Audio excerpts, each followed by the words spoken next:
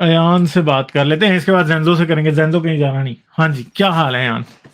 कैसे हो आप? जी। जी गली भाई, मैं बहुत अच्छा हूँ। आप लोग कैसे हो? ठीक-ठाक। हाँ जी, क्या बात करेंगे? प्राइमरी पर्पस तो अभी आने का टिकट लेना है, और दूसरा एक क्वेश्चन भी था मेरा। अच्छा। हाँ जी, पहला बताएँ। पर्पस तो आई थिंक फुलफिल हो चुका है। हाँ जी? पहला पर्पस तो फुलफिल हो चुका है शायद। हाँ जी, हाँ जी। करें बात आप। क्वेश्चन साइकोलॉजी से रिलेटेड है। अच्छा, चलें, अगर हमें पता अभी हुआ तो जवाब देंगे। डॉक्टर वुल्फ पता नहीं किधर हैं, अगर वो होते तो आराम से वो बता देते सारा कुछ। हाँ, इसलिए हाँ। मैंने पहले स्टूडियो में जुड़ने की कोशिश की, लेकिन नहीं लगा नंबर, लेकिन कोई दिक्कत नहीं। अच्छा।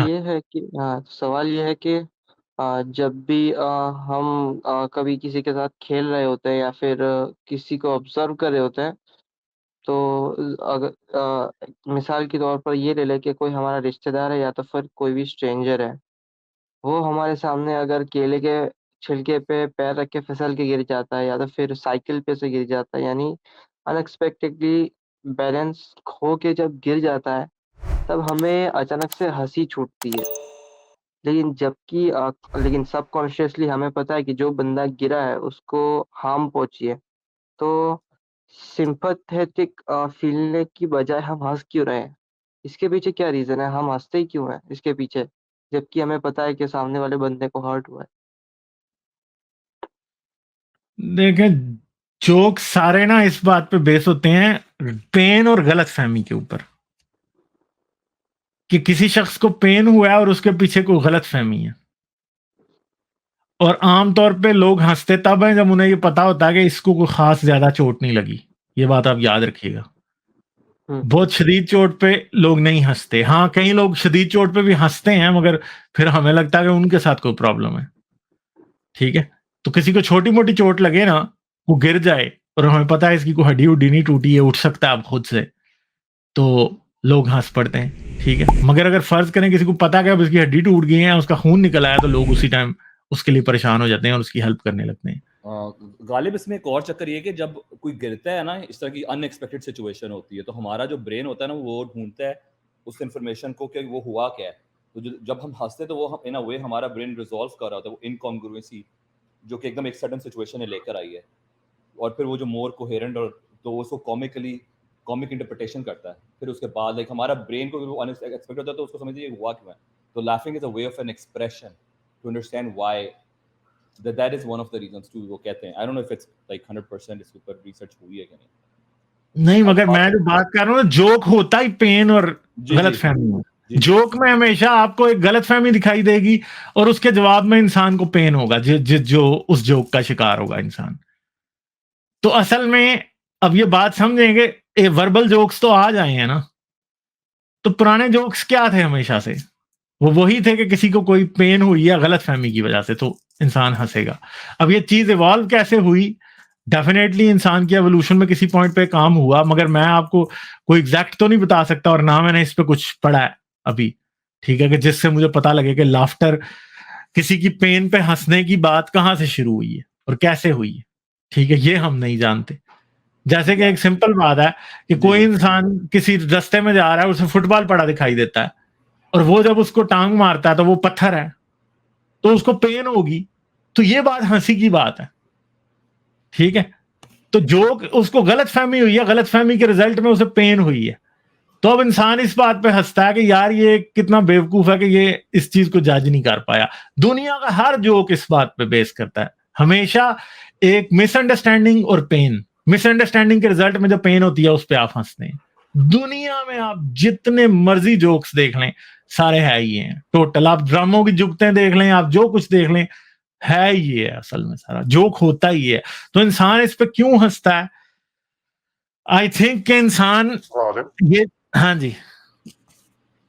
sometimes we laugh impulsively as well. मतलब कभी कभी अगर कोई गिर जाए तो एक इम्पल्स रिएक्शन के थ्रू हम हंसते हैं, और फिर हम कंट्रोल भी करते हैं उस चीज को। हाँ। जैसे एक आपने नुक्ता रखा जो आप कह रहे हो कि जब ज्यादा चोट नहीं लगी होती हम तब हंस लेते हैं। बट समटाइम्स चोट लगी होती है और फिर हम रिवर्स में अपना रिएक्शन देते हैं हंसने के बाद, that we are sorry and we apologise to the other person as well.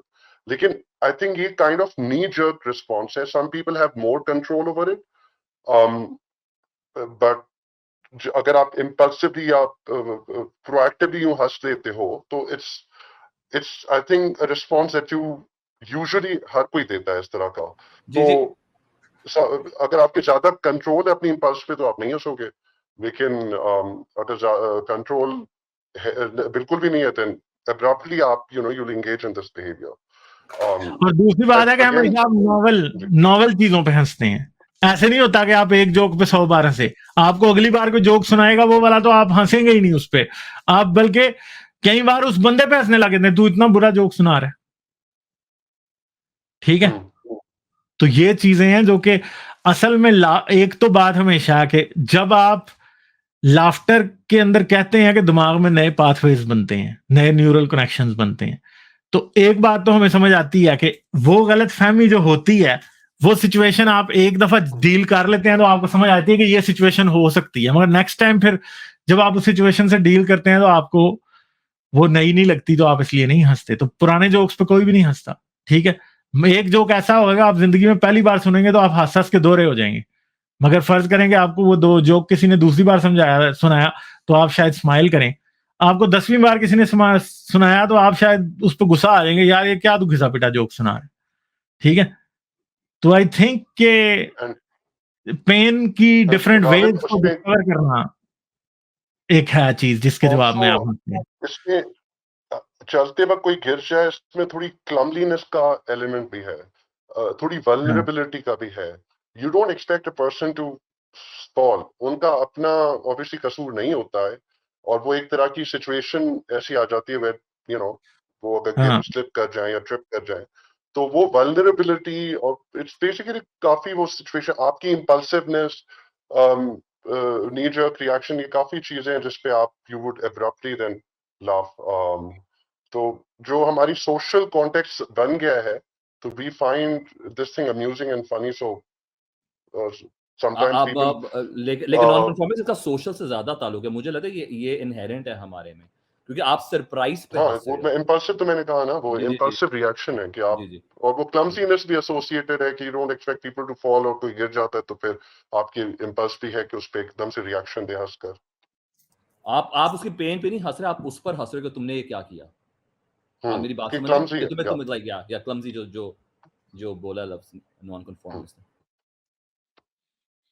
चलें ठीक है यान, आई होप के कोई आंसर हुआ होगा, ठीक है, मगर ये काफी कॉम्प्लेक्स टॉपिक है, ठीक है। बस मैं यही कह रहा था कि हम ये भी तो ये नहीं कह सकते कि जब हमारे ये जो किसी के क्लमजीनेस पे हंस जाना है, ये हमारे एंशिएंट एंसेस्टर्स के लिए एंटरटेनमेंट का सोर्स था। ये एंटरटेनमेंट का सोर्स तो है ना, कैसे आप देखें बंदर जो है ना, बंदर भी ये बिहेवियर करते हैं डिस्प्ले, जिसमें वो तंग करके भी खुश होते हैं, जिसमें इवन के हंसते भी हैं, ठीक है। सिर्फ और सिर्फ प्राइमेट्स ही नहीं, इवन के मकैक्स तक हंसते हैं, और वो लिटरली ये फील करते हैं कि कोई शरारत हुई है और इस पे हंसा जाए, ये होता है उनकी तरफ से, ठीक है। तो ये बात है, बिल्कुल। आई थिंक ये ऐसी चीज है जैसे एक सिंपल बात है कि ये प्लेफुलनेस की भी एक चीज है, जैसे एक सिंपल बात है कि जी एक बंदर आया दूसरे बंदर को छेड़ के भाग रहा है और साथ हंसने की आवाज निकाल रहा है, ठीक है। तो ये ऐसा हो सकता है कि ये असल में, क्योंकि ये पहले आप फिजिकली एक्सरसाइज कर रहे थे और जब आप दूसरे को डिसीव करते थे या दूसरे को आप आउटस्मार्ट करते थे तो हंसना उसका रिस्पॉन्स था, मगर आहिस्ता आहिस्ता क्योंकि आप एक सेरिब्रल स्पीसीज बन गए, तो वो चीज अब फिजिकल एक्टिविटी के बजाय इमोशनल या फिर उसके साथ भी रिलेट हो गई, जिसको आप कहते हैं मेंटल एक्टिविटी के साथ भी, एब्स्ट्रैक्ट थिंकिंग के साथ भी हो गई। जब आप जोक सिर्फ बताने लगे, आपको पता है कि एक दूसरे को जुगते मारना जो है वो भी तो एक हंसी की वजह है, और जुगते क्या होती हैं कि आप दूसरे की स्टुपिडिटी को एक्सपोज करते हैं इन अ वे, ठीक है। तो आप स्टुपिडिटी को रिडिक्यूल का पॉइंट बनाते हैं, असल में जुगत यही होती है, ठीक है। तो ये भी चीज है असल में। लेकिन गालिब जुगत से आप गालिब, सोशल हायरार्की एक- भी सेटअप करते हैं बिटवीन पीपल कि I am like who is more dominant who is not, Who's more, मतलब जो हाँ डोमिनेंट है और आप उससे ये भी अपना स्टेटस करते हैं विद इन अ ग्रुप हाँ सेटिंग। एग्जैक्टली। अगर इस एग्जाम्पल को मैं थोड़ा चेंज करूं कि not at the cost of sounding gruesome, लेकिन अगर किसी के साथ एकदम से कोई सीरियस इंजरी हो जाती है तो हम नहीं हंसते, because we know the seriousness and how injurious that situation is. हमारा जो इम्पल्स रिस्पॉन्स इसीलिए होता है क्योंकि वो ट्रिप करना में ज्यादा इंजरी हुई नहीं है, इट्स नॉट सीरियस, उसको बंदे को हर्ट नहीं हुआ है, इसीलिए we give that response to. लेकिन इम्पल्सिवली अगर किसी की डेथ हो जाए तो हम हंसते नहीं है, that is not our response.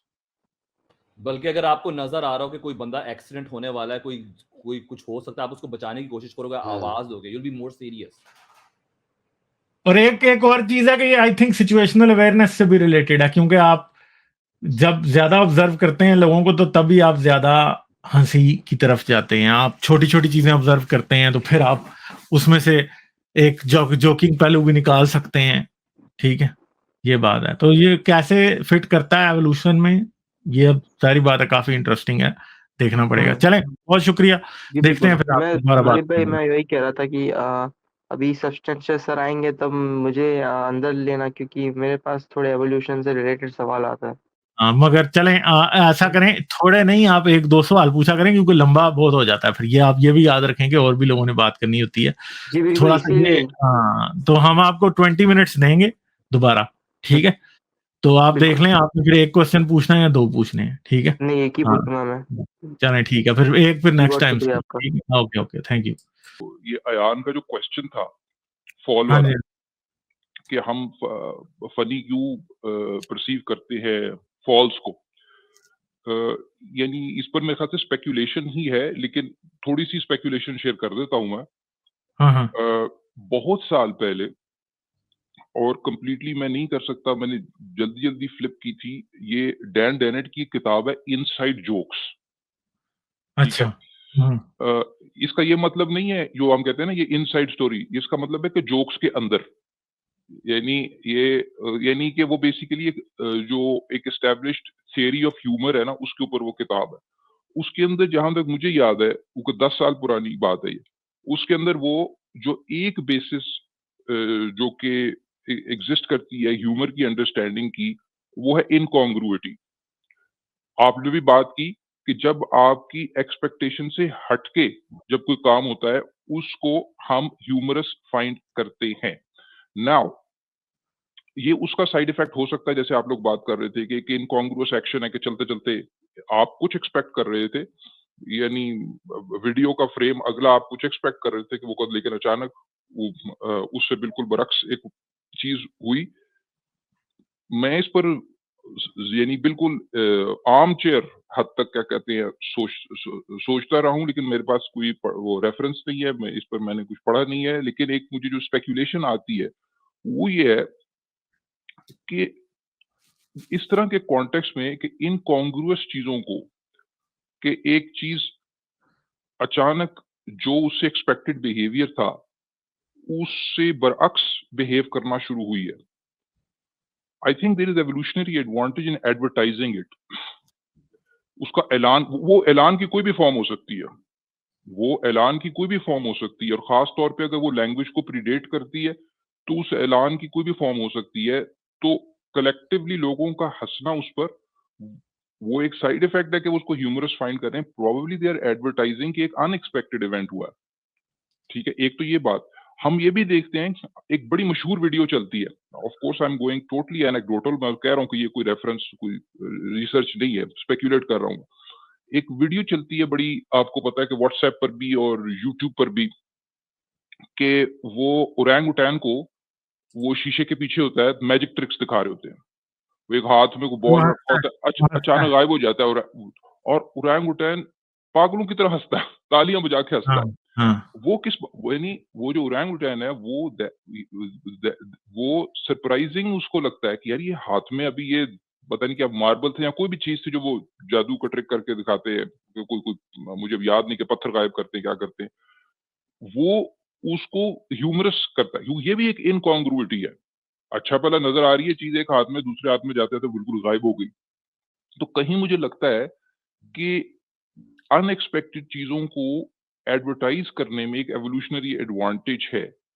दूसरा ये भी हो सकता है कि वो अ, किसी को अगर वो वाकई क्या कहते हैं कोई एक्ट कर रहा है, फर्ज करें एज अ प्रैक्टिस के तौर पर, अगर उसको वो फेल करता है, उसके फेलियर को कॉल आउट भी करना उसके लिए भी शायद एडवांटेज है। I don't know. So I am open, but there are particular speculations जो कि आपके ज़हन में आती हैं। लेकिन अगर आपको एक फ्रेमवर्क फॉलो करना है, तो ह्यूमर की ये तो थ्योरी है एस्टैब्लिश्ड, इनकॉन्ग्रुइटी वाली, कि आप अनएक्सपेक्टेड चीजों को ह्यूमरस फाइंड करते हैं। इसकी एवोल्यूशनरी एडवांटेज क्या है? स्पेक्यूलेशन ये है कि शायद आप अनएक्सपेक्टेड चीजों को एडवर्टाइज करना चाह रहे हैं। बाकी बीच में से कुछ और निकले तो पता नहीं ये क्या। बात के ऊपर मैं भी कुछ स्पेकुलेट करना चाहता हूँ और बात बड़ी सेंस मेक करती है। कैसे? हम्म, सर रेयरली जोक्स आप भूलते हैं। हम्म, जोक्स आप नहीं भूलते, आप हम्म, शेर भूल जाएंगे, आप अपनी जिंदगी में होने वाली बातों की डिटेल्स भूल जाएंगे, आप जोक्स नहीं भूलते। हम्म, तो शायद जोक्स जो ट्रूथ और पेन के ऊपर कैपिटलाइज करता है ना, यानी मतलब उसकी बेसिस के ऊपर आगे चलता है। जोक जो है एक बड़ा जबरदस्त लेसन होता है लोगों को ये सिखाने के लिए कि जी तुमसे गलती हुई है, या तुम ये बात को चेक में नहीं रख सके, तुम ये बात गैस नहीं कर सके, और ये बात को गैस करना जरूरी है। हम्म, ठीक है, तो इसलिए जोक्स जैसे कोई शख्स जब कोई बड़ी स्टूपिड सी गलती करता है तो उसका जोक बन जाता है। कोई आपका फ्रेंड कोई स्टूपिड सी गलती करे तो उसका जोक बन जाता है, और आप क्या करते हैं उसका वो करते हैं, मतलब आप सबको बताते हैं। जैसे मैं आपको एक बात बताता हूँ, हमारा एक कोलीग था, वो एक बार हम किसी साइस्मिक सर्वे में थे, तो वो नहा रहा था बेचारा, तो पानी किसी ने पीछे से बंद कर दिया, हम्म, और वो बेचारा जो है वो उस तरह ही साबुन बॉडी पे लगा हुआ बाहर आ गया, और बेचारा पहले इंतजार करता रहा कि 10 मिनट में पानी, और उसका पूरा जो है ना बॉडी के ऊपर वो साबुन लगा था, तो वो अकड़ गया। तो अब वो जाहिर बात है कि बड़ी फनी सी सिचुएशन थी, तो वो उसका जोक जो है वो हर कोई दूसरे को सुना रहा था कि ये इस तरह से बाहर आ गया तौलिया बांध के, और इसकी पूरी बॉडी के ऊपर साबुन लगा हुआ था, अकड़ गई इसकी बॉडी। तो वो जोक जो है वो सारे एक दूसरे को सुनाते रहते थे। तो ये मतलब आई थिंक कि ये एक चीज ऐसी है कि लोग फिर उस चीज को बार बार याद दिलाते हैं, ताकि एग्जैक्टली। वो इंसान, उसको इंसान को भी इस बात का फायदा होता है कि यार वो ये उसने ये क्यों नहीं सोचा कि किसी ने पानी बंद किया, वो समझा कि पानी खत्म हो गया और वो बाहर आ गया। तो वो ऐसा भी कर सकता था कि वो तौलिया बांध के बाहर आया तो वो जाके देखता किसी ने वाल तो नहीं बंद किया, उसने नहीं चेक किया, तो वो अगला जो है वो एडमिन के ऑफिस जा रहा था उसी तरह तौलिया बांध के। इस बिल्कुल, बात पे बात कर रहे थे सब बिल्कुल, लोग। बिल्कुल, बिल्कुल। फर्दर स्पेक्यूलेशन, फॉलो अप हाँ, of speculation, follow up speculation ये है कि देखें, ये कितना इम्पोर्टेंट है कि अगर कोई इनकॉन्ग्रुअस चीज है, अनएक्सपेक्टेड चीज है, तो जाहिर बात है वो नॉवल है, जिस तरह आप भी कह रहे थे। तो वो जो नॉवल सिचुएशन है उसको रजिस्टर करना, तमाम एक कम्युनिटी में तमाम इंडिविजुअल्स की अटेंशन ग्रैब करना कि भाई इसे देखो। आई थिंक कि वो एक आपकी, अगर कोई नई चीज आपके अंदर, जिस तरीके से आपकी ट्रेनिंग या लर्निंग के अंदर को अपडेट होना है कि भाई अगर कोई चलता चलता जा रहा था किसी पत्थर के पास, वही रास्ते थे, उन्हीं एक खास रेडियस से बाहर तो हिस्टोरिकली जानवर निकलते नहीं थे, इवन सोशल ग्रुप्स में भी रहने वाले, कि भाई ये देख लो इस जगह को, यहाँ खाई है, गौर से देख लो। वो एक एक सरोगेट पर्पस आपको लग रहा है कि जी लोगों को हंसी आ रही है, मे बी उसका डीप डाउन एवोल्यूशनरी मकसद ये हो सकता है कि भाई सारों की टेंशन ग्रैब करके देख लो इसको, यहाँ से जब तुम गुजरोगे तो तुम्हें भी इधर से तुम भी स्टम्बल कर सकते हो। आई डोंट नो। सब्सटेंशियल मेरा आपसे क्वेश्चन है कि सर हमारा हमारा जो ब्रेन है हम्म, वो प्रिडिक्टिव एल्गो है, लाइक जो मैंने पढ़ा है, आपने तो मुझे पता बुक एब्सोल्युटली। पढ़ी है 1000 डिफरेंट ब्रेन, उनका उनका जो थीसिस होता है कहते हैं हम we are always predicting, that's the only time we really notice anything is when it becomes unpredictive. हमारी प्रेडिक्शन के जो हमने प्रेडिक्ट सोच रहे होते हैं जो नहीं होती उसके मुताबिक होती है। बिल्कुल सही बात। ये एक बहुत मुझे इस पर, मैंने ये किताब तो नहीं पढ़ी, लेकिन मुझे ये पता है कि हमारे ब्रेन के अंदर हम हर वक्त क्या कहते हैं, बहुत सारे केसेस में प्रिडिक्शन कर रहे होते हैं। तो it's basically the difference between the predicted and what you observe that you find as an anomaly. जो वीडियो के एनालिसिस के अंदर, जो लोग फर्ज करें कंप्यूटर विजन में काम करता है, जो वीडियो एनालिसिस के अंदर एनॉमली डिटेक्शन करते हैं, वो भी आजकल यही एल्गोरिथम्स होते हैं कि वो फ्रेम प्रिडिक्शन करते हैं अगले 10, 12, 15, अगर प्रिडिक्टेड फ्रेम जो है वो एक्चुअल से मुख्तलिफ होता है तो कहते हैं this is something new and novel and anomalous behaviour. तो बिल्कुल, तो लेकिन ये है कि एनॉमलस बिहेवियर प्रिडिक्शन की कई फायदे हैं। एक तो you get ready, but more importantly prediction का फायदा ये भी है कि आप नई नॉवल सिचुएशंस को एनॉमली के तौर पे डिटेक्ट कर सकते हैं। इंसानी दिमाग तो कोई ऐसे कोई वो मशीन लर्निंग एआई वाला आजकल तो उधर भी कंटिन्यूअल लर्निंग की बात होती है कि life long learning of N algorithm, कि वो ऐसा नहीं है कि एक दफा ट्रेनिंग होनी है तो उसके बाद बस हो गई तो हो गई। अब उस हर वक्त उसने ट्रेनिंग मोड में, परपेचुअल ट्रेनिंग मोड में रहना है। लेकिन परपेचुअल ट्रेनिंग मोड में रहने का मतलब ये तो नहीं कि हर नई एग्जाम्पल को आप अपने ट्रेनिंग डेटा में डालते जाएं। जो पहले से मुख्तलिफ है उसी को रजिस्टर करके थोड़ा सा रिट्रेन करेंगे। तो ये भी एनॉमली डिटेक्शन बड़ा इंपॉर्टेंट एवोल्यूशनरीली है। तो सारों का मलगूबा हो सकता है, अतबी बात मुझे नहीं पता इसके बारे में। लेकिन चलें एक बस मैं आखिरी आगे बात बढ़ते हैं। पूछूं हाँ जी। सत्यांश आपसे कि